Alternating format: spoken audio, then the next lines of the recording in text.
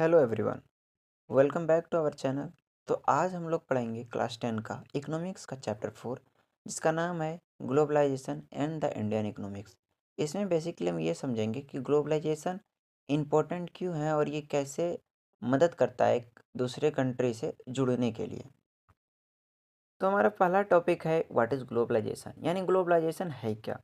तो ग्लोबलाइजेशन का मतलब होता है country getting more and more connected with each other through.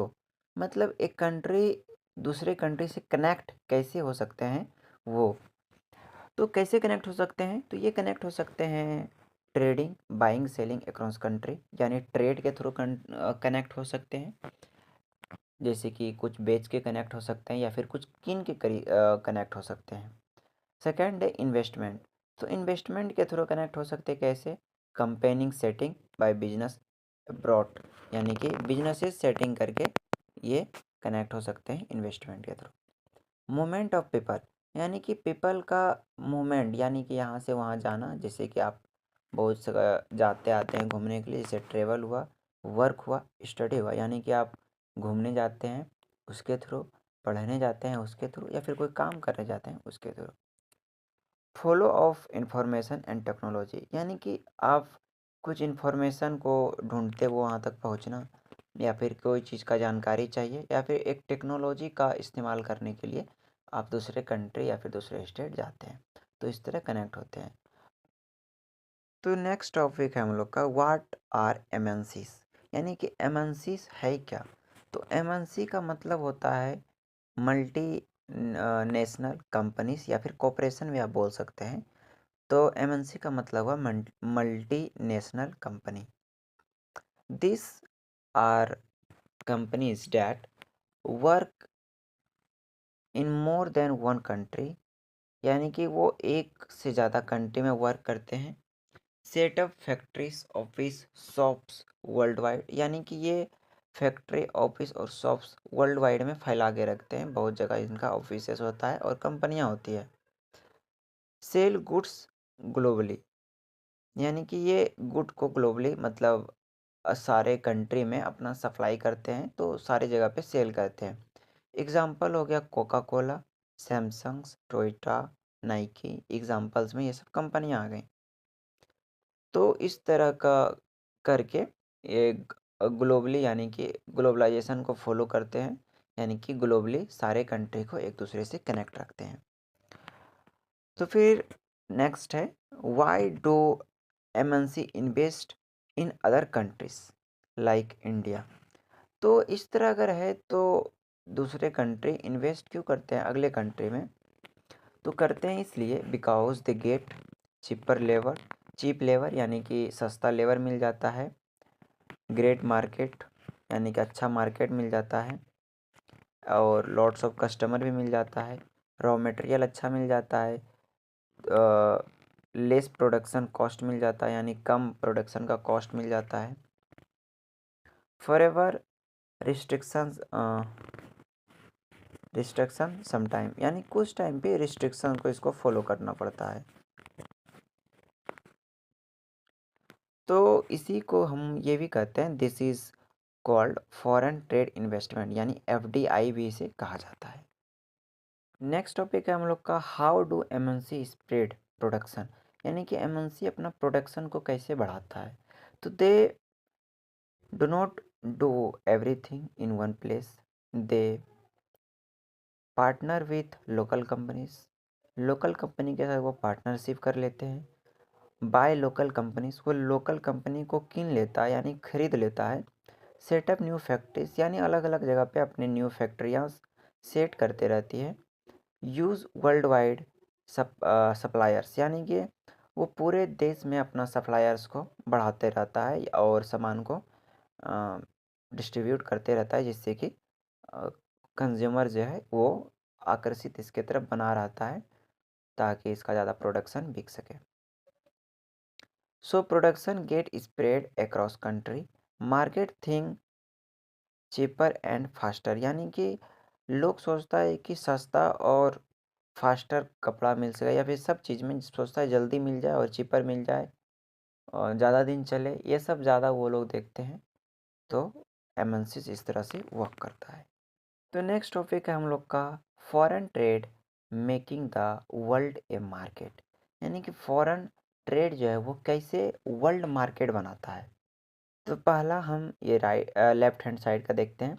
Early trade mostly happen with a country, now foreign trade allow we import buy from both countries, we export sell to other countries। यानी इसका मतलब ये है कि पहले के ज़माने में अलाउ नहीं होता था कि आप सामान बेच सकते हैं या फिर कीन सकते हैं। बहुत जगह अलाउ रहता था कि सिर्फ आप इंपोर्ट करवा सकते हैं, आप एक्सपोर्ट नहीं कर सकते हैं।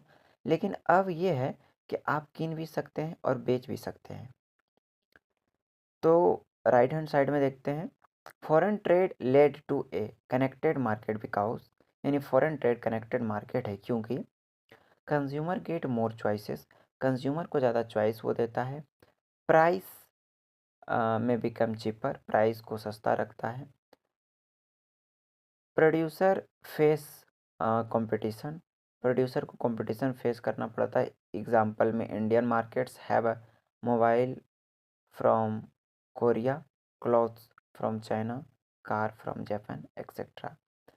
तो प्रोडक्शन फेस इस तरह करना पड़ता है कि इंडिया देखिए मार्केट में मोबाइल से लाता है कोरिया से, क्लॉथ लाता है चाइना से और कार लाता है जापान से। तो इंडियन मार्केट जो है, इंडिया का जो मार्केट है, अगर इंडिया बाहर का देश का सामान बेचेगा तो सोचिए इंडिया का प्रोडक्शन कैसे बढ़ेगा। तो इस तरह से उसको कंपटीशन का फेस करना पड़ता है, उसे भी दूसरे कंपनी के मुकाबले अपना प्रोडक्ट का रेट घटाना पड़ता है। ये सब एक फेस करना पड़ता है कंपटीशन को। नेक्स्ट टॉपिक है हम लोग का व्हाट इंक्रीजेस ग्लोबलाइजेशन। तो ग्लोबलाइजेशन को कौन इंक्रीज करता है? तो इसका मुख्य 3 मेन थिंग्स है। तो पहला देखते हैं टेक्नोलॉजी। तो टेक्नोलॉजी किस तरह बढ़ावा देते हैं? Faster communication, internet and phone. तो टेक्नोलॉजी फास्टर कम्युनिकेशन दिखाता है एक इंटरनेट के थ्रू। आप इंटरनेट के थ्रू सारा न्यूज़ जान सकते हैं, चाहे आप एक भी जगह रहेंगे तो पूरा वर्ल्ड का आप न्यूज़ जान सकते हैं और फ़ोन के थ्रू जान सकते हैं। सेकेंड है faster transport, ship and air cargos, यानी कि आप फास्टर ट्रांसपोर्ट के थ्रू, जैसे कि शिप हुआ, एयर कार्गोस हुआ।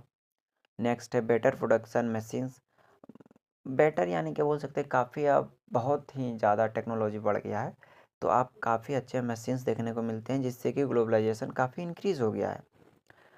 सेकेंड पार्ट देखते हैं लिबरलाइजेशन ऑफ ट्रेड पॉलिसी। तो लिबरलाइजेशन में देखते हैं earlier India protected local industries, high taxes on imports, यानी कि बहुत ही पहले इंडिया में अगर कोई भी चीज़ आपको इंपोर्ट करना है तो इंडिया काफ़ी हाई चार्जेस टैक्स के तौर पे उससे मांगता था कि आप जैसे कि आप हमें इतना पैसा दीजिए तभी आपको हम इम्पोर्ट करने देंगे, क्योंकि उस वक्त इंडिया का हालात अच्छा नहीं था।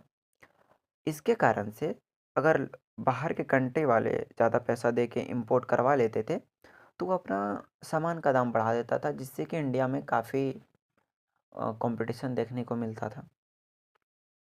आफ्टर 1991 में many trade barrier were removed, this is called liberalisation. Liberalisation यानी कि लिबरलाइजेशन का मतलब ये है कि कोई भी ट्रेड बैरियर्स नहीं है। 1991 में काफ़ी ट्रेड बैरियर्स हटा दिए गए थे। सबसे लास्ट है third part role of government and WTO. WTO का मतलब है world trade organisation. It promote free trade between countries but sometime rich country benefit more, यानी कि ये प्रमोट करता है एक दूसरे कंट्री के साथ ट्रेड करने में, लेकिन कुछ समय ऐसा देखा जाता है कि रिच कंट्री जो है वो ज़्यादा बेनिफिट ले जाता है एक कहते हैं कि पुअर कंट्री के मुकाबले रिच कंट्री ज़्यादा बेनिफिट ले जाते हैं कोई टाइम। तो नेक्स्ट पेज में हमारा दो टॉपिक दिख रहा है, बेनिफिट ऑफ ग्लोबलाइजेशन जिसका गुड इफेक्ट देखेंगे पहले, फिर देखेंगे निगेटिव इफेक्ट ऑफ ग्लोबलाइजेशन। तो पहले हम लोग बेनिफिट ऑफ ग्लोबलाइजेशन देखते हैं जो कि गुड इफेक्ट है। More job opportunities specially in service and industries, यानी कि मोर जॉब अपॉर्चुनिटी मिलता है स्पेशली सर्विस के तौर पे और इंडस्ट्री में। ग्लोबलाइजेशन बढ़ने के तौर पे इसमें ज़्यादा अपॉर्चुनिटी जॉब के लिए मिला जाता है। Cheaper production of for consumer देखा जाता है, यानी कि सामान जो है वो सस्ते दाम पे मिलते हैं, बेटर क्वालिटी के मिलते हैं, फॉरेन इन्वेस्टमेंट इंक्रीज होता है, टेक्नोलॉजी एंड स्किल इम्प्रूव होता है, इंडिया कनेक्ट करता है वर्ल्ड मार्केट से, यानी कि इंडिया काफ़ी जगह से इंपोर्ट भी करवाता है और एक्सपोर्ट भी करता है। तो ये था आप इनका क्या कहते हैं गुड इफ़ेक्ट्स। अब निगेटिव इफ़ेक्ट्स देखते हैं ग्लोबलाइजेशन का। Small Indian industries face through competition, यानी कि स्मॉल इंडस्ट्री वाले लोग जो हैं इंडिया में, वो कंपटीशन उसको फेस करना पड़ जाता है, क्योंकि विदेशी सामान मंगवाने के बाद वो अच्छा क्वालिटी दे देता है कम दाम में, जो कि इंडिया में वो पॉसिबल नहीं है। तो वो एक कंपटीशन देखने को मिलता है यहाँ के लोकल इंडस्ट्रियल के लिए। लोकल वर्कर में गेट लो वेजेस, यानी कि लोकल वेजेस जो है, यानी लोकल वर्कर्स जो है, जो आसपास के वर्कर हैं, उन्हें कम वेजेस दिया जाता है। जॉब में भी इनसिक्योर कॉन्ट्रैक्ट वर्क, यानी कि इनसिक्योर जॉब रहता है, कॉन्ट्रैक्ट वर्क रहता है। कॉन्ट्रैक्ट वर्क का मतलब हुआ कि अगर 5 दिन का कॉन्ट्रैक्ट मिला है तो 5 दिन आपको खटवाएंगे, उसके बाद फिर आपको नहीं खटवाएंगे, वह उनका पैसा आगे का नहीं देगा। मतलब कि एक फिक्स नहीं रहता है आपको कि काम करना ही है, और जितना दिन का कॉन्ट्रैक्ट रहेगा उतना दिन आपको वर्क करवाएंगे, उसके बाद आपको बाहर निकाल देंगे कंपनी से। Benefit go mostly to skilled workers and large companies, यानी बेनिफिट जो है वो ज़्यादा तौर पे स्किल्ड वर्कर को मिल जाता है और लार्ज कंपनी को मिल जाता है। Farmers can have affected by global prices change, so it help some but hurt others, यानी कि फार्मर को अफेक्ट करता है ग्लोबल प्राइजेस चेंज में, जो कि काफ़ी समय फार्मर्स को या फिर अदर सभी लोगों को हर्ट भी करता है, जो कि एक आई थिंक अच्छी चीज़ नहीं है, इस पे सुधार होना चाहिए। नेक्स्ट पेज में हम लोग का 2 टॉपिक आता है, जिसमें कि पहला है हु गेन मोस्ट, यानी किसको ज़्यादा मिलता है, एंड हु सफ़र, यानी किसको नहीं मिलता है। तो पहला है हु गेन मोस्ट, इसको डिस्कस करते हैं। तो किसको ज़्यादा मिलता है, बिग कंपनीज़ को ज़्यादा मिलता है, स्किल्ड वर्कर को ज़्यादा मिलता है, या अर्बन कंज्यूमर को ज़्यादा मिलता है, एक्सपोर्ट ओरिएंटेड इंडस्ट्रीज़ को ज़्यादा मिलता है, यानी कि बड़ा कंपनी वाला को मिलता है या फिर जिसके पास ज़्यादा स्किल्ड है उनको मिलता है। अर्बन एरिया में जो लोग रहते हैं, जो कस्टमर हैं, उनको ज़्यादा मिलता है, और एक्सपोर्ट ओरिएंटेड इंडस्ट्रीज़ को ज़्यादा मिलता है। तो किसको नहीं मिलता है ये देखते हैं। स्मॉल प्रोड्यूसर को, यानी कि छोटा जो कि इंडस्ट्री वाला है, जो कि प्रोडक्ट सेल करते हैं, उसको कम मिलता है। सफ़र का मतलब ये नहीं है कि नहीं ही मिलता है, मतलब कि कमी देखने को मिल जाता है उसमें कुछ ना कुछ, मतलब जितना दूसरे को मिल रहा है उतना नहीं मिलता, उसे बहुत कम मिलता है, उस चीज़ से उसको उसके मुकाबले बहुत कम मिलता है। स्मॉल प्रोड्यूसर को कम मिलता है, अनस्किल्ड वर्कर को कम मिलता है, स्ट्रीट वेंडर्स को कम मिलता है, स्मॉल फार्मर्स को भी कम ही मिलता है, यानी उसको भी सफ़र किया जाता है इस चीज़ से। तो ये सारे डायरेक्ट पॉइंट है जो कि आप अपना एग्ज़ाम में लिखने के बाद एग्ज़ामिनर नहीं ही काटेगा, आप डायरेक्ट पॉइंट उठा के लिखिए, वो पॉइंट काट ही नहीं सकता। तो नेक्स्ट टॉपिक है हम लोग का how can globalisation become fair. तो ग्लोबलाइजेशन को फेयर कैसे किया जाए। The chapter also says we need, यानी चैप्टर ये बताता है कि हमें ऐसा भी चाहिए, लेबर लॉस होना चाहिए जो कि फेयर वेजेस दे, सेफ वर्किंग कंडीशन दिया जाए, यानी कि सेफ वर्किंग कंडीशन हो, support to small industries, small industry वालों को सपोर्ट किया जाए, फेयर ट्रेड प्रैक्टिस किया जाए, यानी कि इक्वल तरीक़ा से वो किया जाए, प्रैक्टिस किया जाए ट्रेड के तौर पे, government protect where needed, trade should help everyone not just the rich, यानी कि गवर्नमेंट उसको भी प्रोटेक्ट करे जो कि स्मॉल इंडस्ट्री है, वो नहीं कि सिर्फ जो रिच है उसी को सब चीज़ मिल जाए, उसी को सिर्फ प्रोटेक्ट करे, तो ये नहीं होना चाहिए। तो how can globalisation become fair, ये एग्ज़ाम में काफ़ी बार आता है, आप डायरेक्ट पॉइंट उठा के लिख सकते हैं, इसमें नंबर नहीं ही कटने का चांस है और हम लोग का चैप्टर का भी ये लास्ट टॉपिक है। लेकिन अभी हम आपको नेक्स्ट स्लाइड में वन शॉट रिवीजन देते हैं, जो कि आई थिंक इम्पोर्टेंट भी है। आप एक बार उसे पढ़ लीजिएगा तो सारा याद हो जाएगा। अगर आप एग्जामिनेशन हॉल में भी जा रहे हैं तो एक बार आप सिर्फ उसे उल्टा के देख लें, आई थिंक सब रिमेंबर हो जाएगा। तो ये है one shot exam reading summary के तौर पे। आप एक बार इसे ओवरव्यू कर लीजिए। Globalisation means great integration of production, trade people and market across country. It is driven by MNC's technology liberalization and WTO. It has led to growth, consumer benefits and more jobs opportunity, but also inequality in insecure security for small production and unskilled worker. ये एक short summary है और ये भी इसका answer भी है कि ग्लोबलाइजेशन वर्क कैसे करता है या फिर ग्लोबलाइजेशन है क्या। आप इसमें भी ये पॉइंट लिख सकते हैं, जो कि काफ़ी इम्पोर्टेंट पॉइंट्स है। तो बेसिकली हमारा चैप्टर यहीं पे ख़त्म होता है।